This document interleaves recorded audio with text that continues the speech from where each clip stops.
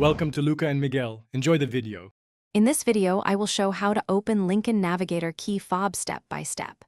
Start by gathering a small flathead screwdriver, a plastic pry tool, and a clean towel, then power off nearby electronics to avoid interference. Gently pry at the seam using even pressure while watching for hidden clips. Take your time and note where each piece fits so reassembly is smooth and stress-free, and keep batteries and chips safe. Begin by locating the seam and the small release notch near the key ring, then insert a plastic pry tool at that point and apply gentle pressure.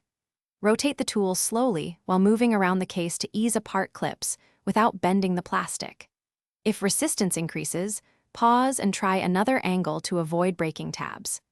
Keep your thumbs clear of the battery compartment and lift the cover evenly once clips release to reveal the internal components safely.